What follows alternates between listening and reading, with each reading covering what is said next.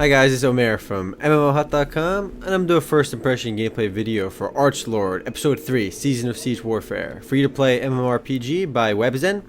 Now I spent about 5-10 minutes running around checking this game out and making some quick comments. If you guys want to play Archlord or just learn more about it, check out our full review on MMOHut.com on the link on the right sidebar. Now let's just log into the game over here. There's 3 European servers and a few Pacific servers, but I'm playing on the European servers right now. And let's go ahead and play on Darabel 1. Well, just Darabel, which is the newest server over here. And now you can see a lot of these servers have high population, so this game is pretty popular. Now, quick history lesson though. The game was released in North America around somewhere in 2006, and it was developed by both NHN and Codemasters. It's going to make a new character. And it was a pay-to-play when it was first released. And let's just go make a character right now. We can resume that talk in a minute. We have 1, 2, 3 playable races, and whoa, a random over here. It just screws up when you click it. Alright, forget about that. So we have 3 playable races over here. Humans, orcs, and moon elves. Moon elf? I guess elf wasn't cool enough for them, or too generic, so they're moon elves. And 3 playable classes under each one. We have class knight, archer, and mage under humans.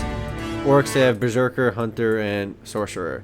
Moon elves have swashbuckler, ranger, and elementalist. All in all though, these classes are identical. Basically there's only 3 classes in the game because a human knight and an orc berserker are practically the same thing. An orc hunter and a ranger from moon elves are basically the same thing.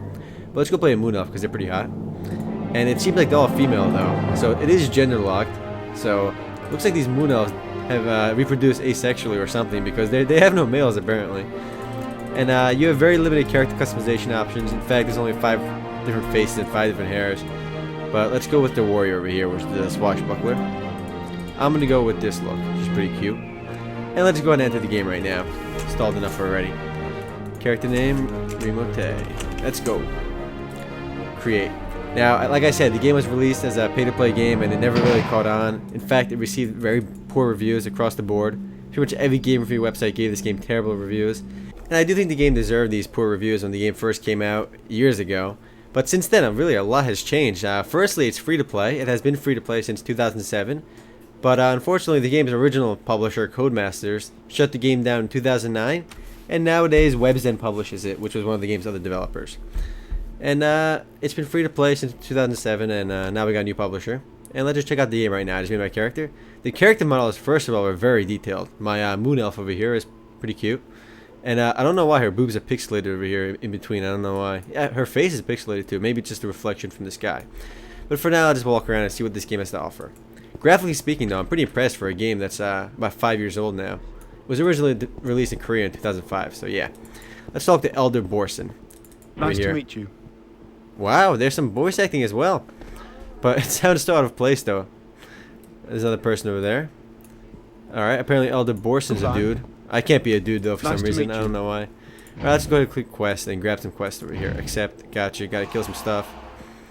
And the quest descriptions aren't as bad compared to most MMORPGs because the game was pay to play at one point, which sort of guarantees the game at least some sort of quality. At least production value wise, graphically, interface, and so on. Though one problem I have with the game right off the bat is that there's very limited graphic options. I mean, as soon as you log in, the only things you can really change are your resolutions. And the maximum supported resolution right now is 1280 by 1024. So the game won't look good at all on a widescreen. That guy looks really awesome. I want to be that guy. But it's an NPC. So I'll just run outside town and kill stuff. You can play the game on windowed mode, which is what I'm doing right now. Because otherwise it would look pretty terrible. But the best looking thing in this game right away is my character model. Looks awesome. Whoa. Just looking around. Alright. Alright, looks like I am outside town now. I click M to load up my map. And controls are pretty simple. You're going to play with point and click gameplay. You can use W, S, A, and D, but they're very buggy. Like, it feels very clumsy. Like, your camera will just jerk around sometimes when you do that. And it just doesn't feel as responsive as a point and click. But at least it does offer that option. Let me kill some young barracks.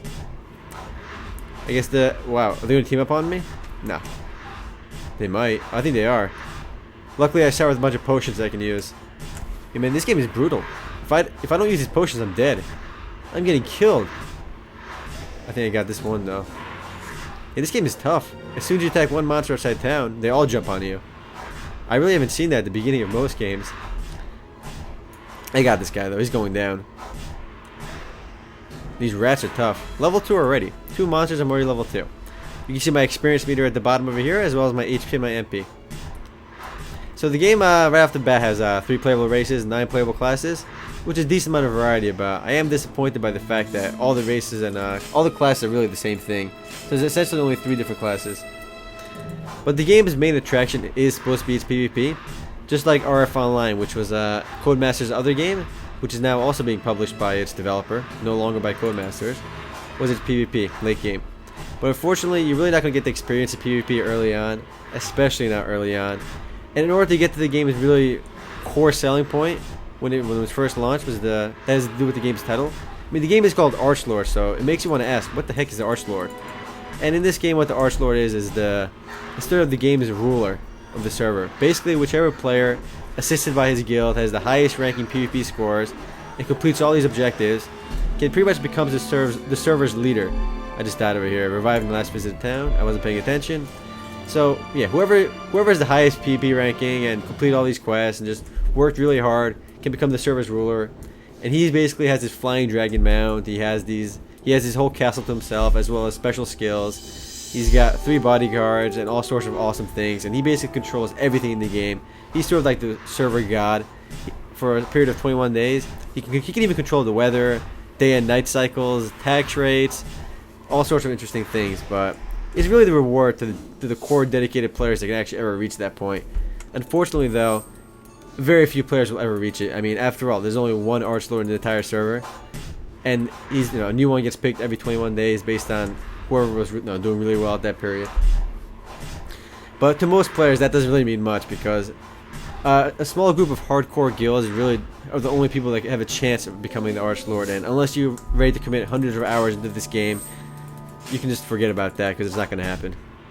But to be fair, that is a kind of cool feature. It kind of reminds me of the Goonzu in Luminary Rise of the Goonzu, or the President in Ace Online. Man, I'm getting my ass kicked outside town though. I should really hand in my quest. I should do it right now. Combat mechanics are pretty smooth. Core gameplay is pretty simple, straightforward, it works. But I mean, this game was really criticized early on for having very generic grind-based gameplay, and I can't disagree, but I don't think it deserved the harsh reviews it got when it was first launched. I guess, to be fair, when this game was originally, mainly reviewed when it first came out, it got bad reviews because it was pay to play. But now that it's free to play, you can't really compare this game to World of Warcraft and EVE Online. You have to compare it to other free to play games. But even on that benchmark, newer games like Allods Online and Runes of Magic are pretty much superior. Although, if you're a fan of PvP and you're ready to commit hundreds of hours into this game, or to become the Archlord, I'm sure you'll have a lot of fun. The PvP system is supposed to be a lot of fun, and the graphics are getting better and better.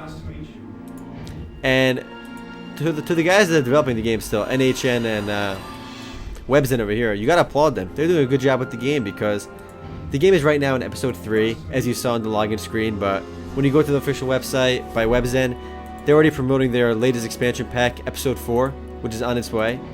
So these episodes are basically these enormous content updates, sort of like free expansion packs. So they're still on the ball in terms of updates. I mean, the game is getting regularly updated, bug fixed, and everything. And the game's community has exploded since it went free to play, which is awesome, I think. Complete this quest as well. Get another quest over here. I mean, this really does show you how going free to play can really boost the game's player base. I mean, the game barely had any players when it first launched, and now it's doing much better than ever, now that it's free to play. I mean, I gauge that based on how, as soon as you log in, you see the high player bases.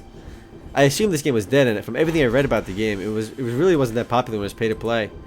But I really can't imagine people paying for this game over World of Warcraft when it first came out.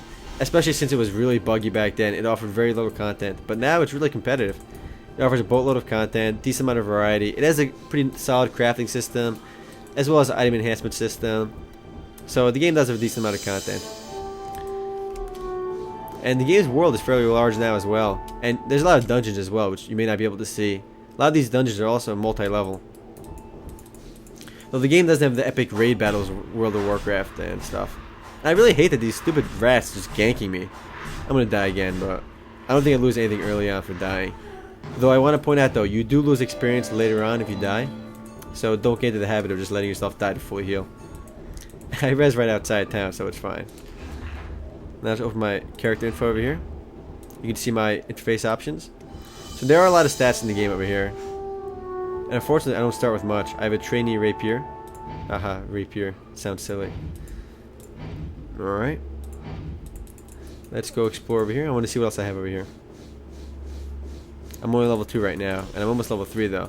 I gotta fight these guys by themselves. These young barracks are tough. Let's see my... Now, do I get any stat points over here or not? I don't think I do. The game has a large variety of skills as well, though. I believe you have to use a skill book system to learn them. You don't just get sort of like talent points or skill points. And each of the skills can be leveled up to 5 times to increase their strength. And the total number of skills in the game are pretty large, pretty impressive. So guys, if you guys do want to play Archlord or learn more about it, check out our full review on MMOHut.com. Later guys.